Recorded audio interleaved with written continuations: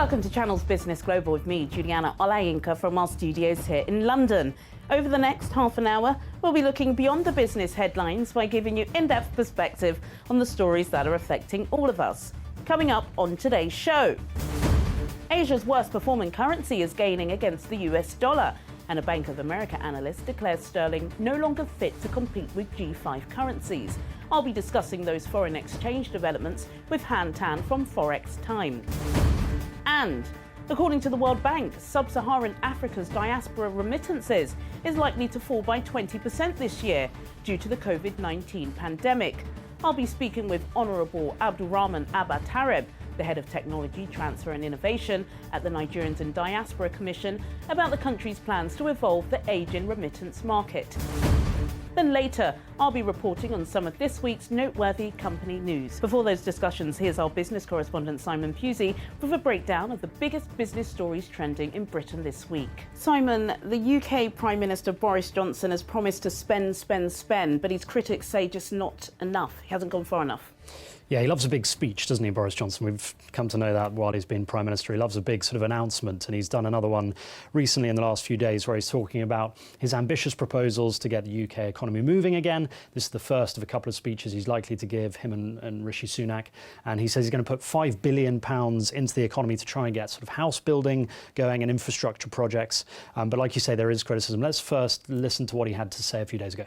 To build the homes, to fix the NHS, to solve social care, to tackle the skills crisis, to mend the indefensible gap in opportunity and productivity and connectivity between the regions of the UK, to unite and level up. And to that end, we will build. Build back better, build back greener, build back faster, to invest and to come up with new jobs and new businesses. And so this is a programme for jobs, because it's by building our infrastructure, building our schools, building our hospitals, building back better, bolder and greener, that we will get the jobs that this nation needs. And that's our strategy. We must combine that energy and drive with that concentrated burst of collective willpower that protected the NHS and controlled the virus and saved literally hundreds of thousands of lives. And we must work fast, because we've already seen the vertiginous drop in GDP, and we know that people are worried now about their jobs and their businesses, and we're waiting as if between the flash of lightning and the thunderclap, with our hearts in our mouths, for the full economic reverberations to appear. If we are to recover fully, if we're to deal with the coming economic aftershock, then this COVID crisis is also the moment to address the problems in our country that we have failed to tackle for decades. Because it's one of the most extraordinary features of the UK. In so many ways, the greatest place on earth, that we tolerate such yawning gaps between the best and the rest. We have some of the best and most productive companies in the world, and yet we are not as nationally productive as many of our global competitors. It also gives us a much greater chance to be radical and to do things differently, to build back better and to build back bolder. And so we will be doubling down on our strategy. We will double down on levelling up, if you can make sense of that. And when I say level up, I don't mean attacking our great companies, or I don't mean impeding the success of London. I believe in building people up, giving everyone growing up in this country the opportunity they need. And in those towns that feel left behind, we have plans to invest in their centres, new academy schools, new green buses, new broadband, and we want to make them places where people have the confidence to stay, to raise their families, to start businesses, and not to feel that all the action is in the cities or in the metropolis? Why are we so slow at building homes by comparison with other European countries? In 2018, we built 2.25 homes per 1,000 people. Germany managed 3.6, Netherlands 3.8, France 6.8. I'll tell you why. Because time is money. And the newt counting delays in our system are a massive drag on the productivity and the prosperity of this country. And with every home we make, every mile of full fibre broadband that we lay, every flood-defending culvert that we dig, with every railway station, hospital or school that we build, we will of course be tackling the next wave of this crisis by helping to create thousands of high-paid, high-skilled jobs. So we will build better and build greener, but we will also build faster. And that's why the Chancellor and I have set up Project Speed to scythe through red tape and get things done. So as part of that £5 billion, the breakdown is in a number of ways. It's £1.5 billion for hospital maintenance and building, £100 million for 29 new road projects, mainly in the north of England and in the Midlands, over £1 billion for new schools, again, a lot of that in the north of England and the Midlands, and £12 billion to help build 180,000 new affordable homes. And a lot of this is about what he calls levelling up. This is one of his favourite phrases, to try and attract voters, you know, cynics would say, from the north of England and the Midlands, because a lot of people over the years have blamed the Westminster government for focusing too much on the south and on London. But Labour, the main opposition party, and the CBI said that Boris was not focusing enough on jobs and saving jobs, and that a lot of jobs were going to go despite this plan. And also quite critical that this is all old news, that he's already announced a lot of these things at various budgets in the past, and that really they weren't doing enough, they weren't going far enough. There has been a pledge from the Treasury to speed up capital investment. That was already announced, but to tolerate higher levels of debt. And Rishi Sunak has said a few other things that makes this, a few things are new in this. And he's, Rishi Sunak, the Chancellor, is going to come out on the 8th of July and set out a few new things. But essentially, this is, a lot of people are saying, kind of old news. We've heard it sort of all before, but despite that, Boris Johnson loves standing in front of a microphone and giving it the build, build, build, and he loves the threes. So he's been doing a lot of that. He's been just saying build, build, build, and jobs, jobs, jobs. It's going to be interesting to see how that strategy works. But I think the idea is that he's trying to show the UK that it's back to business as usual, trying to get people out spending, buying, shopping, and saying that the government are leading this with this building promise to build lots of new homes and to sort of work on infrastructure, especially in the north of England and the Midlands. Well, let's see how that plans out. Thank you, Simon. Here's some other business news from across the globe.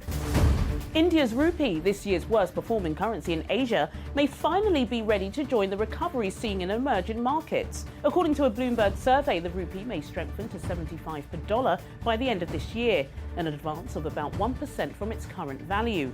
On the other side of the coin, analysts at the Bank of America have warned that Brexit is turning the British pound into a liquid emerging market currency, rather than a G5 currency. Kamal Sharma, a currency analyst at the Bank of America, went on to say that in the 4 years since the UK voted to leave the EU, trading conditions in the pound and the big swings in exchange rates make it a better match with the Mexican peso than the US dollar. For more on this, let's talk to market analyst Han Tan from Forex Time Limited.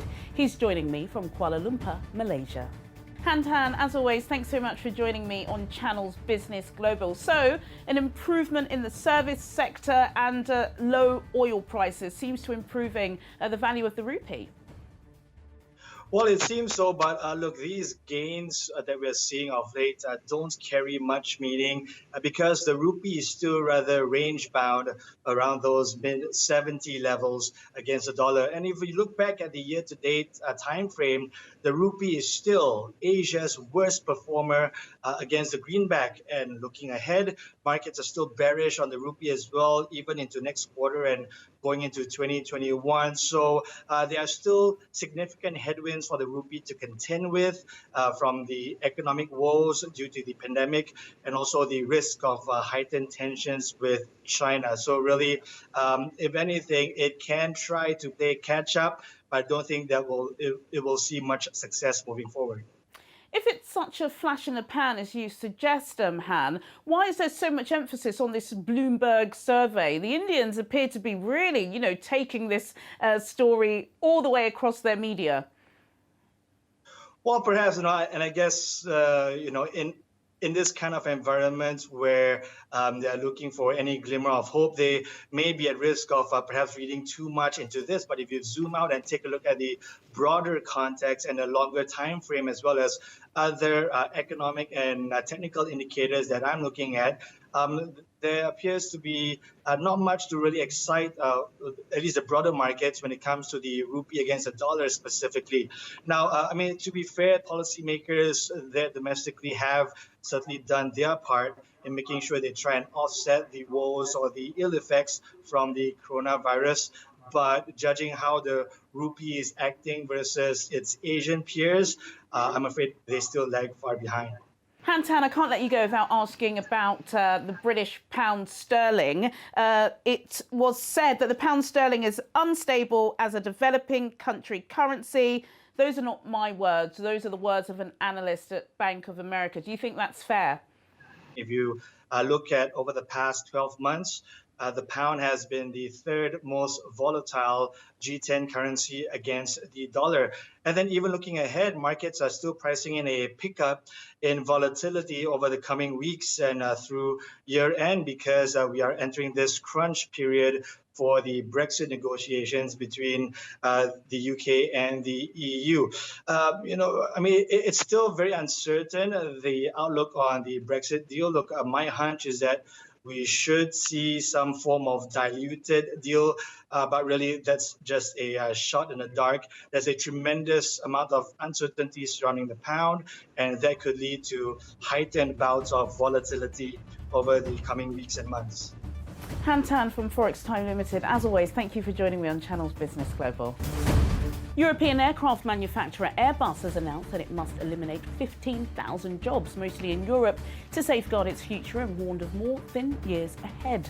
The company said its commercial aircraft business activity has plummeted by close to 40% as the pandemic has shut borders, brought mass tourism to a screeching halt and put airlines on their knees. Airbus said it wants to start making the cuts from this autumn. Quand on dit que depuis le début du Covid, on a eu 98% du trafic aérien qui s'est effondré, que la crise elle est possiblement durable, on parle de retour à la normale en 2023, 2024, 2025. Moi, je ne sais pas dire comment les Français, les Européens vont revoyager. Je ne sais pas dire s'ils vont revoyager loin. Je ne sais pas dire si notamment la clientèle d'affaires va revenir dans les avions. Je ne sais pas dire ça. Et ne sachant pas dire ça, je ne sais pas prévoir les carnets de commandes des avions. Et donc Airbus, évidemment, aura à vivre une période très difficile. L'État est là aux côtés d'Airbus, l'État est là aux côtés d'Air France. A revamped trade agreement involving America, Canada and Mexico was ratified this week, setting a higher bar for tariff-free access to the North American market that could affect Japanese and other foreign automakers operating in the region. The United States-Mexico-Canada Agreement, or USMCA, is touted by US President Donald Trump as a major victory in his drive to bring back manufacturing jobs to America, which he believes shifted to Mexico and elsewhere as a result of the archaic North American Free Trade Agreement.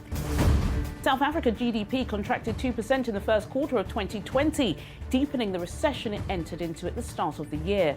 According to Stats SA, a drop was seen across half of the sectors assessed, with the biggest decline seen in mining and manufacturing. Banks, economists and governments have all warned that South Africa will experience an unprecedented decline in GDP this year as a result of the lockdown, with current projections ranging between a 5% and 10% decline. Coming up on Channels Business Global, I'll be speaking with Honourable Abdulrahman Abba Tareb, the Head of Technology, Transfer and Innovation at the Nigerians in Diaspora Commission, about the country's plans to evolve the Asian diaspora remittance market. See you after the break. Welcome back to Channels Business Global with me, Juliana Olayinka, from our studios here in London. In a moment, I'll be speaking with Honourable Abdulrahman Tareb from the Nigerian in Diaspora Commission. But before then, here's some company news for you. Britain's financial watchdog has lifted a ban on the payment activities of Wirecard's UK arm, restoring services for millions of customers who were temporarily locked out of their accounts last weekend. The freeze came after the embattled company filed for insolvency following the discovery of a €1.9 million black hole in its accounts by its auditors EY. It triggered the arrest of former boss Marcus Braun on suspicion of false accounting and market manipulation.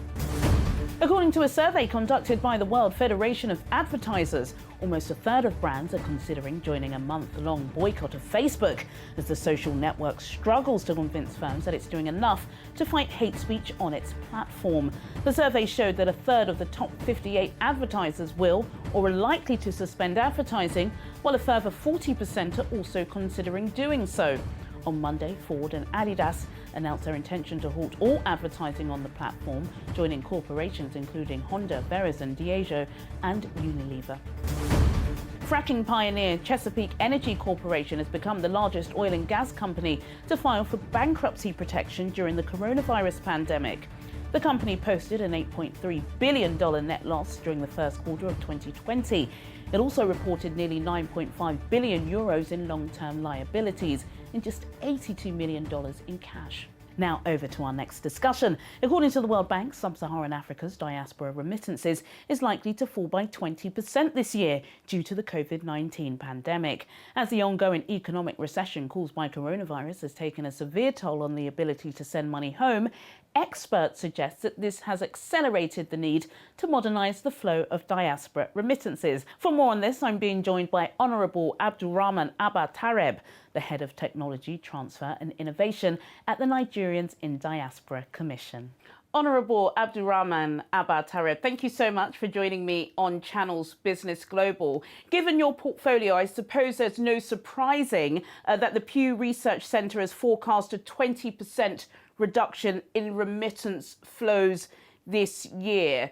Do you believe that that's an accurate number? Of course, I think so, because while it's coming, I believe it's research-based, and at the same time, I believe I have seen other global organizations like the World Bank and the United Nations also quoting these same figures. So I believe it's quite accurate. And beyond that, you also need to look at the effect of the global COVID-19 pandemic in the world. I believe that too has its own consequences. And so 20%, I think, is a fairly accurate figure. Sometimes it's really easy, and we've seen with the COVID-19 pandemic that a lot of these global organisations that are headquartered in the West can forecast these gloomy data, but when you're not on the ground, you just don't know what's happening. Are you starting to see the effect of the lack of remittance flows? Because we do know that not all of this money, in fact, the bulk of the money, isn't being sent through money transfer sites. They're going in luggages, aren't they? People are bringing this money in across the borders when they're visiting loved ones. Are you seeing the reality of this on ground? The reality is far more than that at the moment. I just hope that there's going to be a kind of faster or quicker recovery, because first and foremost, our remittance data is largely on the official side. We have a lot that is unofficial, that is not captured. And most of this comes through those who travel outside the country. And the COVID-19 pandemic has completely closed down traveling. Our estimate is about 25,000 people travel in and out of Nigeria every day. And most of these 25,000 people come with some funds remitted from abroad to loved ones and family members down here. So the absence of the international travel itself is really affecting remittances into Nigeria. We are yet to hear from the Central Bank of Nigeria, of course, how difficult it has been also on their own side to get the official figures.